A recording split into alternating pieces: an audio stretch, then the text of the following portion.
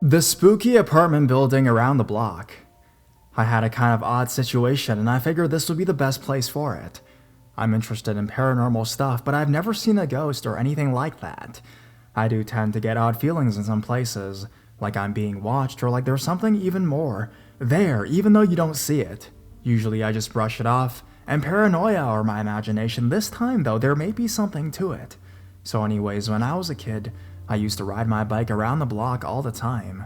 There was this one apartment building on the opposite side of the block from my house, and it always gave me that spooky feeling.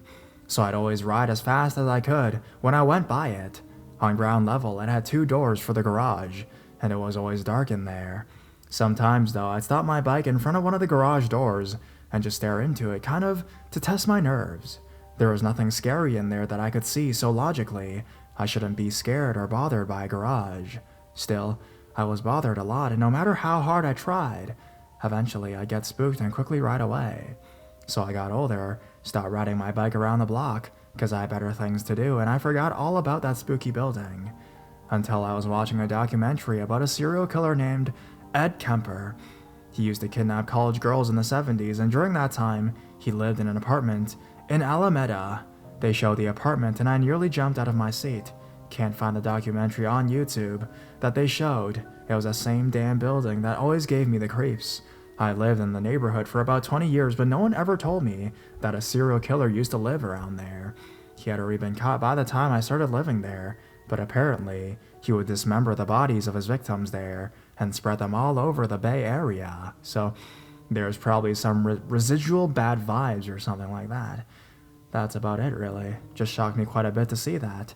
It looks like a much nicer building now, though. I might take a trip down there and see if it still creeps me out.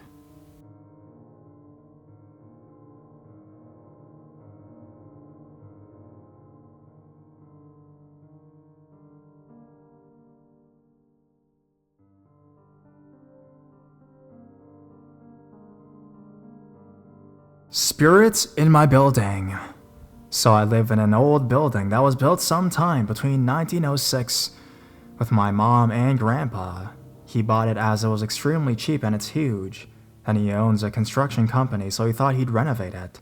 My mom and I live here for reasons that aren't needed or necessary to the story, so I'll just explain this as best as I can. We moved in here nearly 2 years ago, so we've lived here quite a while now. When we first just getting a bit of it done, my mom would hear random noises whenever she was cleaning or something like that, especially when she sang. But other than that, nothing has really happened. Not until a few months ago. We knew this building was haunted. We've been told it's the most haunted place in our small little town.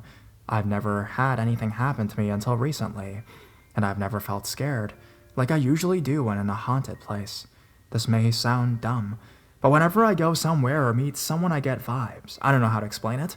I can sense whether someone is a good person or not, I guess. I suck at explaining things anyways. I didn't get any bad vibes from this place.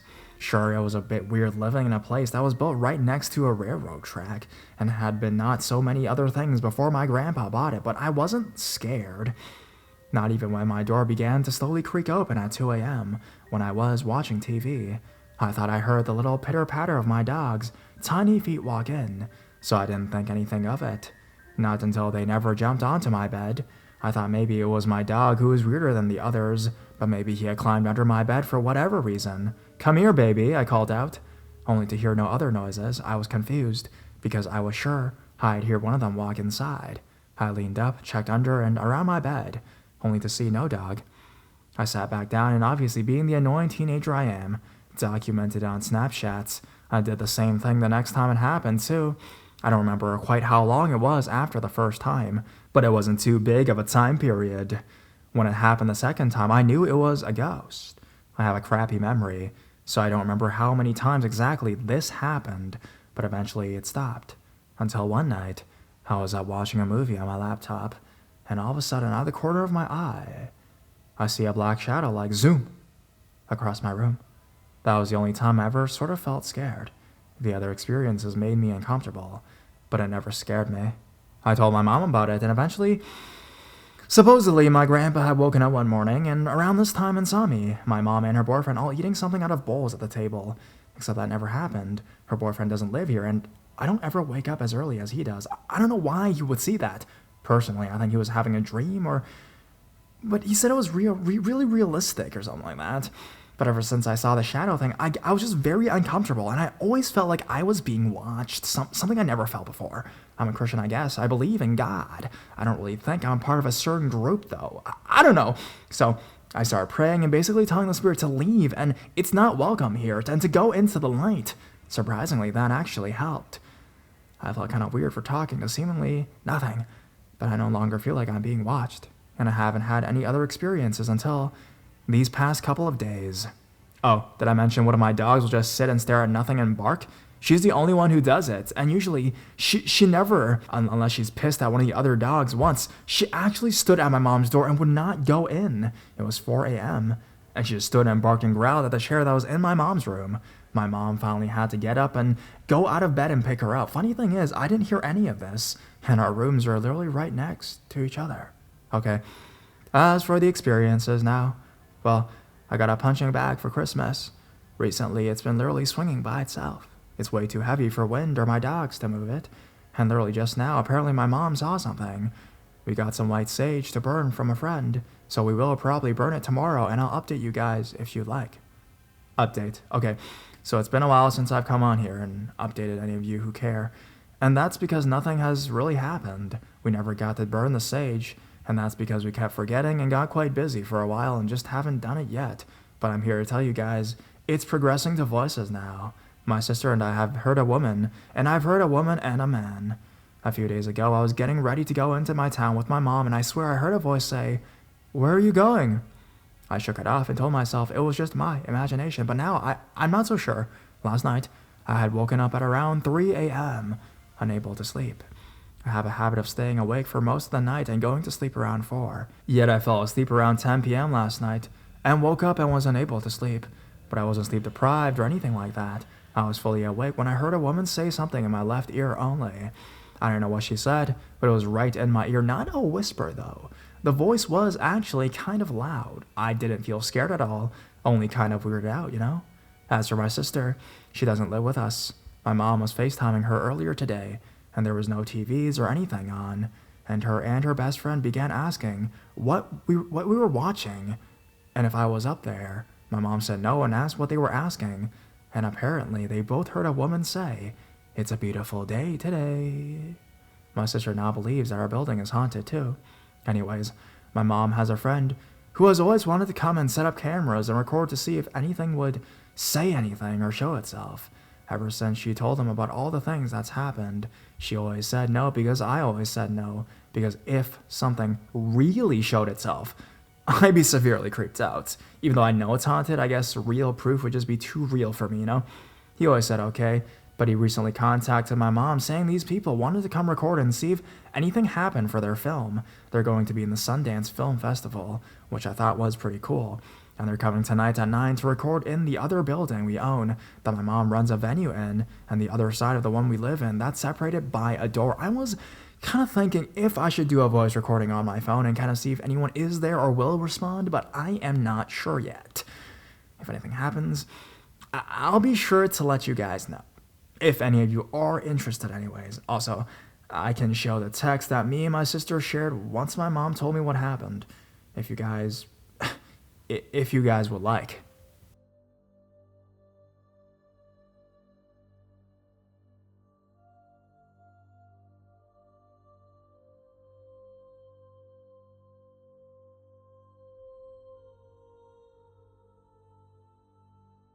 A voice called my name from inside my apartment.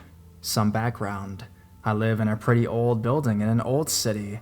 My neighborhood is a National Historic Landmark. I have looked into the history of my building, which I know at some point was a hotel, only because the word hotel is literally etched on the outside of the building. I can't find any info regarding the history of my specific building, though the neighborhood was completely settled by the early 1800s, so it is safe to assume that the building was originally erected around then, and likely underwent renovations throughout the years. I even remember joking to our real estate agent when we viewed the apartment. If you told me this building was haunted, I would believe you. It is definitely an old and creepy building, and though that is the norm for the neighborhood. I moved in with my partner and our dog in May. My partner works an average of 90 hours per week and is quite literally never home. I am often home alone. Since moving in, I've had a few unexplained experiences. My partner has had none. All of mine have occurred when my partner is not home. It started with the faucet in the bathroom turning on by itself. I first assumed it was a faulty faucet. It constantly leaks. However, this faucet thing happens a lot. A few weeks later, I was getting ready for the day in my bathroom with the door closed. I was once again home alone. The door handle shook with a good amount of force, as though someone was trying to come inside, and the door was locked. It wasn't. I thought my partner had come home and was trying to get in, so I opened the door and they were in fact not home. This morning was the peak of my experiences. I was leaving for work at approximately 6:15 a.m. My partner worked an overnight shift and was not home. I stepped out of my apartment and turned to lock the door when I heard someone say my name, loudly and clearly. I was extremely startled. At first, I turned around to see if it was our neighbor across the hall, the only other apartment on our floor, and there was no one there. I also haven't even met the person who lives there, so they wouldn't know my name either. I just then went back into my apartment and looked around, and no one was there. My apartment is like 500 square feet, so it's very small and easy to tell if you're not alone. The other experiences did not bother me as much as this one. As someone who is home alone all the time, it would seriously frighten me to think someone was in our apartment that shouldn't be, especially as a woman. I was also followed by a man once while walking my dog a few months ago, so this is a serious fear of mine. I mean, I heard my name as clear as if a friend were standing right next to me. Any insight or advice is greatly appreciated.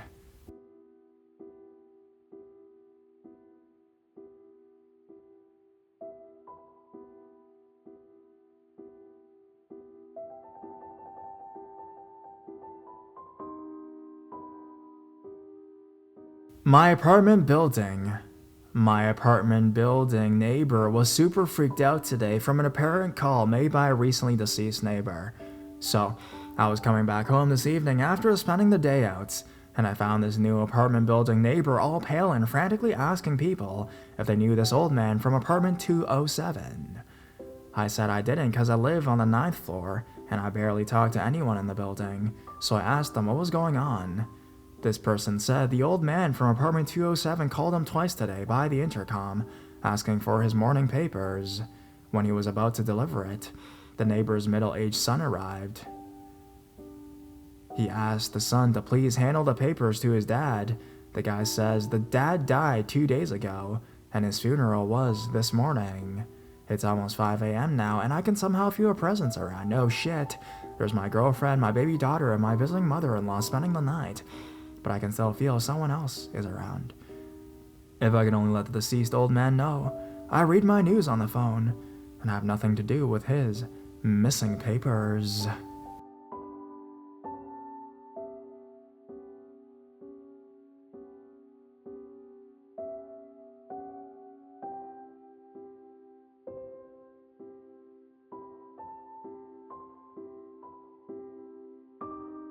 I work in a mental health facility. The facility itself was founded 75 years ago. Currently, it is a residential treatment center for children. Originally, it was a psychological ward. Most of my experiences are in one of the longest standing buildings, which used to be filled with stereotypical white padded walls and isolation rooms. They've since boarded up and painted over all the observation windows, but you can still see their outline in windowsills. To start, it is a 2-story building.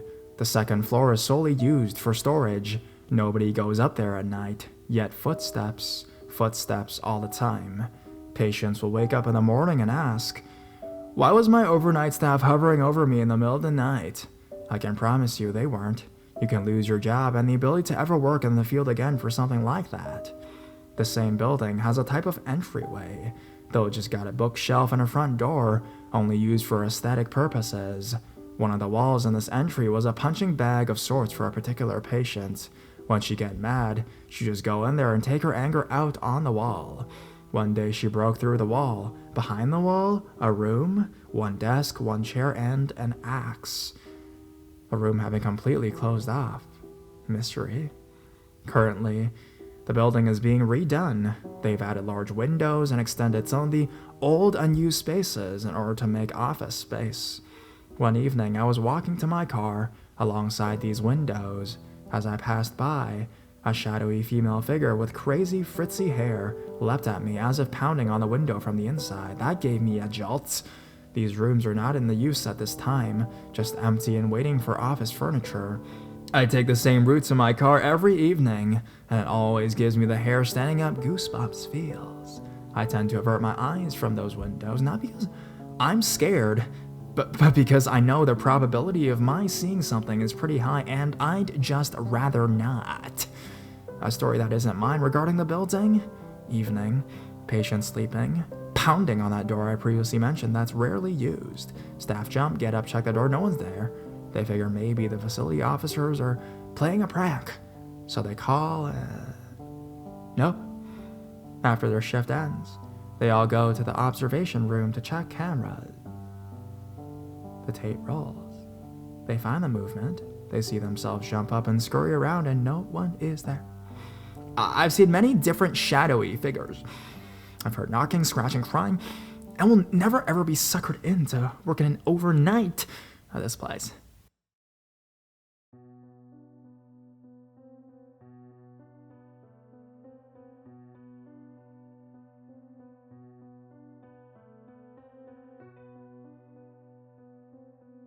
Strange experience in a Massachusetts home. So, first, here is some background information on this. I work for a utility company in Massachusetts, which requires me to go into people's homes pretty frequently. I am 22 years old, and my partner in the field was another male, age 23 years old.